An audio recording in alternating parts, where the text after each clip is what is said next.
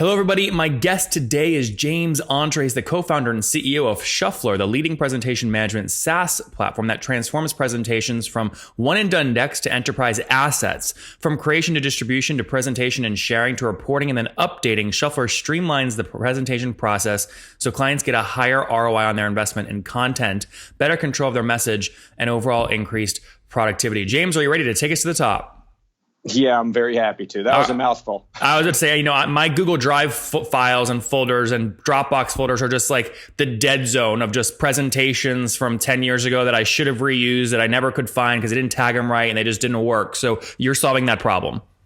In many ways, yes, and taking it much further than that. In many ways, there's a legacy of hundreds and thousands, if not millions, of presentation files in corporate America and institutions around the world that, like you said, no one knows where the slide is. I can't find it. And Shufflrr helps dig that out and bring those slides up to the top. And you're a pure play SaaS model, right? Yes. Okay, so yes. Walk me through, like, what's the average? We won't go down every cohort, but what's the average customer pay you per month, would you say? About $1,000. Okay, good. Okay, you're very much in the enterprise space then. Yes, very much. This is enterprise communications. This is about treating presentations as a communications category. No longer are presentations thought of as one and done. Next Thursday, I'm doing a presentation and I've got 30 minutes and here's my 21 slides and we're going from A to B to C to D. And if you ask a question about F, you got to wait. In the new world of presentations, it isn't about that one meeting you're going to pitch for. It's about your enterprise having 250 or 300 slides about your company, of who you are, what you do, everything that's done. And everyone within your institution can go to the SaaS drive and drag and drop and hit save and have a compliant, up-to-date, pre-configured presentation and spend less time and spend more time out in front of the clients. Mm-hmm. Now, we call it presentation management. It takes a special kind of guy to get excited about presentations. Walk me through where your head was when you launched the company, and what year was that? Shufflrr was officially launched in 2013, and we got our first client in 2014. Okay. I have spent 20 years in doing high-end presentations, doing CD-ROM presentations in the 90s. James, you're aging yourself. That's okay. I don't mind. But, presentations, we've done exhibits in Epcot Center. We supported the Olympics selling their advertising, Warner Brothers, Mercedes-Benz exhibits around the country. And they were all high-end consulting type of situations. As technology changed and features became available, we recognized the continual questions being asked. We did so good on this. How can the rest of the people in our company use these same slides that they just paid us six figures for the CEO? Shufflrr is that means to take that one big investment in your presentation and allow everyone to present as good as that CEO did with all the support of, everything the CEO has. Well, okay. And so walk me through where you are today. So you launched 2013, first paying customer in 2014. Where are you at today? Yes. How many customers? We have about 100 customers, okay. $100,000 in recurring monthly revenue.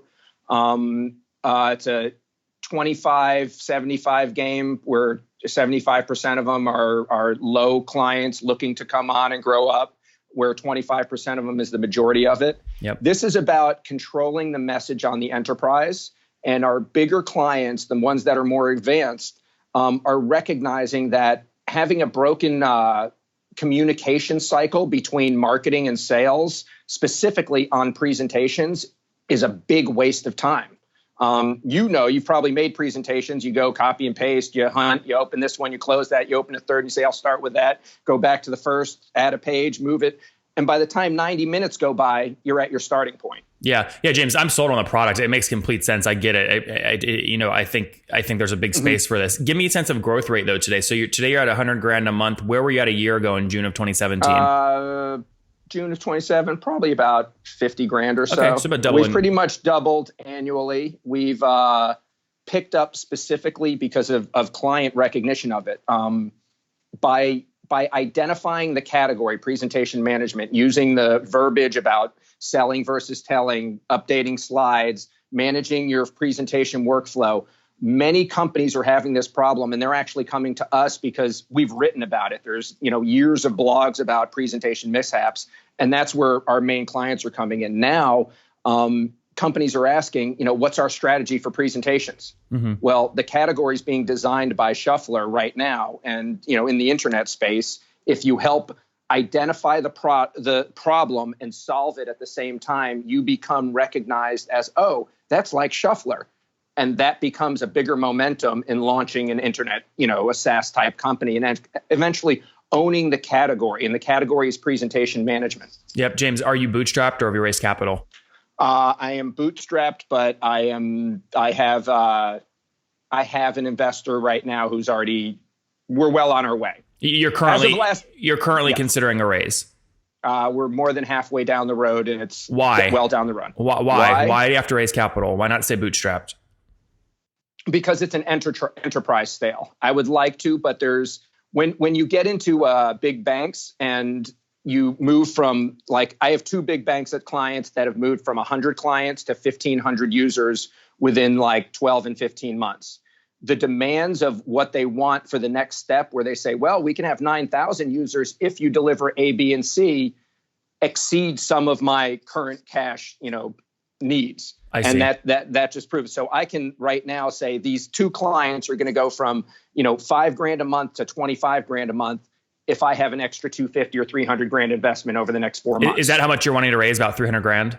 No, we're on our way to raise $2 million, and more than one of it's $1 million's in the bank at this point. How did you decide on the 2 million number? Mostly through my understanding of running the business and running my own business and what needs are, and bootstrapping. Quite frankly, there's nothing more learned than being forced to bootstrap and deliver services and products for clients that are going to be more valuable to 10 or 20 other clients. So you have to make the extra investment, even though they're paying just enough to get by. By doing that along the way, it gives you a good barometer of what you need going forward. And James, are these the money you're raising? Are you doing it as a convertible note, or is it true equity? Straight up investment, true equity. It's true equity. Up investment. So how are you? No, simple. How are you? So it sounds like you typically when you do an equity round, you say we're raising 2 million, and you don't close or collect any of the money until you have the 2 million. It sounds like you've already closed $1 million, and now you're letting it roll to maybe 2 million. Is that what you did? Correct. You allowed yourself to do it in tranches. Well, we said our goal was 2 million. When we reach 750, we will be allowed to access the money and start working towards it. So as we cross that level, which gave a level of commitment from people who put up the money, we're comfortable moving forward and hitting certain goals without going under. There's nothing. How much time? How long is that 2 million option exist? Like if you 2 months from now got filled out the $2 million round, could you still take the money, or is there a deadline on that? We put the end of the year, but okay. Obviously it's between you and your investors and what's right for the company and where you're going and what the growth rate is and where you are. Yeah, no, it's interesting though, because, for a guy like me that invests, or other VCs listening right now, when they hear something like that, what they hear is, oh, I can wait and see how he uses the initial tranche of capital, see if he drives growth, and then give him money at the end of the year and get in at the same deal terms of everyone that took the risk earlier on in the year. How do you manage that? That could be the case. I think it closes out very quickly, and I'm not overwhelmed, or I'm more concerned about making sales. At $1 million, I can run this business and never need more money. What's the team size today? There's about 12 people who make full-time living on it. Okay, so you're cash flow positive today then?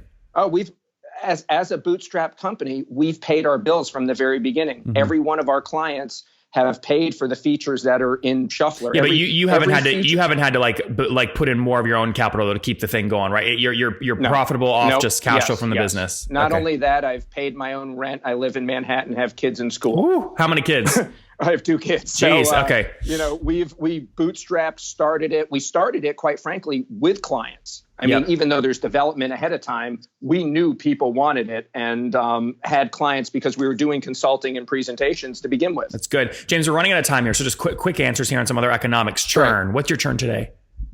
It's actually a negative churn, which is hard. When I say that, just give me, what's the number, James? So negative what? And then tell me the story. Let me tell you the story first. When I bring in one client, like US Bank starts with 200 clients, at the end of 1 year, I have 1,600 users there.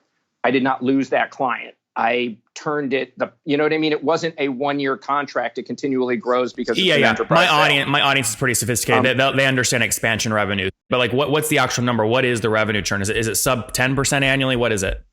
Oh, it's sub 10% annually. Yes. Okay. Yes. Got it. And that's on a gross basis.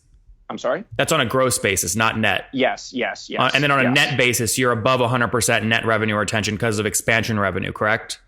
Correct. How much above 100? Like we talking 105, 110? I'd maybe 110. Okay. I wouldn't go too far out. Yep. Very good. And then other economic question here, critical in a SaaS company, CAC. What are you paying to acquire these guys? About $2,500 each. Okay. And where are you spending roughly that money typically?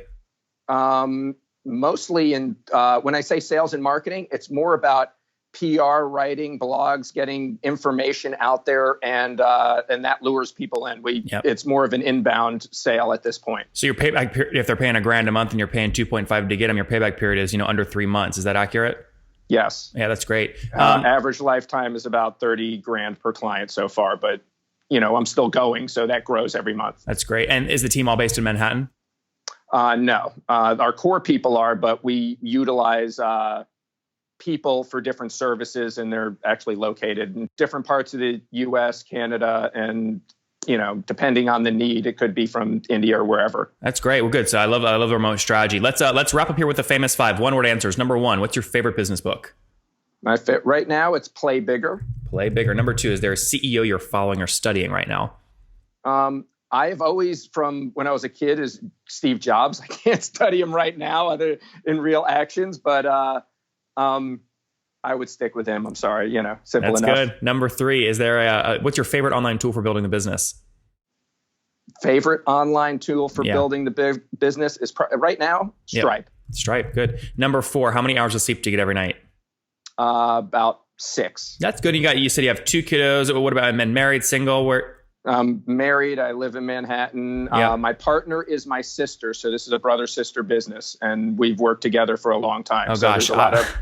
There's a very long security. James, you can't go from talking about kids to then say your partner is, because everyone thinks you're married to your sister. Well, at least they won't forget the conversation. That's true. So the partner in the business is your sister. My partner in the business is my sister. And how old are you? I am 51 years old. All right. Very good. Last question. What do you wish your 20-year-old self knew? That no one cares, no one gives a crap about you, and you need to take care of yourself, and everyone else will come to you thereafter. Guys, there you have it. Take care of yourself first, love yourself first. Everything will fall into place after that. He's redefining the presentation space with Shufflrr and what it means to have a, quote, slide deck. Launched this thing back in 2013, first paying customer in 2014. They've been bootstrapped to date, but they're raising about $2 million. They have 1 already in the bank, so that's healthy. They've got 100 customers paying about $1,000 per month, so $100,000 per month today in monthly recurring revenue. That's up 100% year over year from June 27 last year, where they were doing about $50,000 a month, less than 10% gross revenue churn annually, and about 110% net revenue retention annually. CAC $2,500, a 3-month payback period, lifetime value about $30,000. James, congrats, and thank you for taking us to the top. Thank you very much for everything.